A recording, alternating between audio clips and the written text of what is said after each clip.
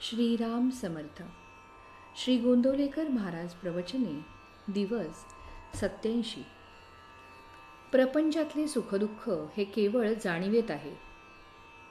प्रापंचिकाच्या मनात नेहमी एक शंका येते की खोटे करून सुद्धा जर सुखी होता येते तर तसे करायला काय हरकत आहे. सन्मार्गाने गेला तरी माणूस दुःखी का होतो, अशी ही शंका आपल्याला येते. मी देवाला भिवून वागलो का तर प्रपंच सुखाचा व्हावा म्हणून. देवाची एवढी खटपट करूनही जर सुखी होता येत नाही तर काय उपयोग. किती विचित्र आहे पहा.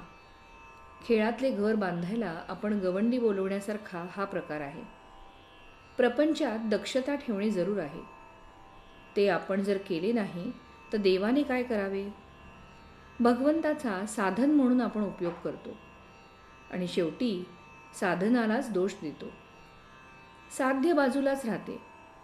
भगवंत विषय देईल पण त्याबरोबर त्याचे दुःखही देईल.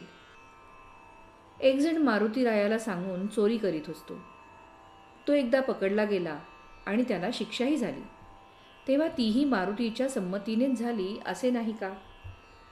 मी कोण हे जोवर आपण ओळखत नाही तोवर वैभवाच्या शिखरावर जरी गेलो तरी आपल्याला समाधान मिळणार नाही.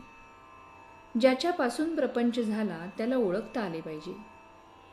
देहच सत्य नाही तर त्यावर उभारलेली इमारत कुठून सत्य असणार.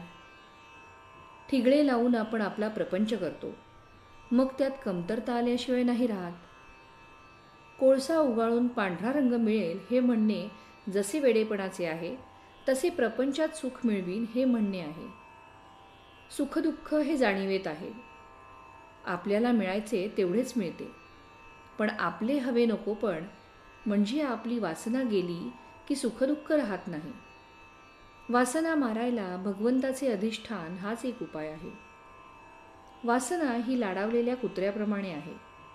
तिला नुसते हडहड करून ती बाजूला जात नाही, पण तेही बरोबरच आहे कारण आपणच तिला लाडावून ठेवले आहे.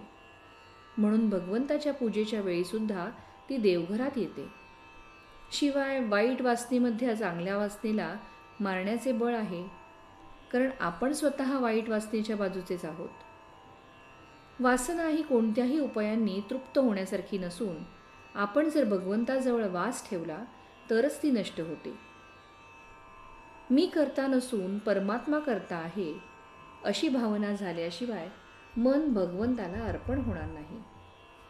ते अर्पण झाल्याशिवाय फळाची अपेक्षा सुटणार नाही आणि फळाची अपेक्षा सुटल्याशिवाय जीवाला शांती मिळणार नाही.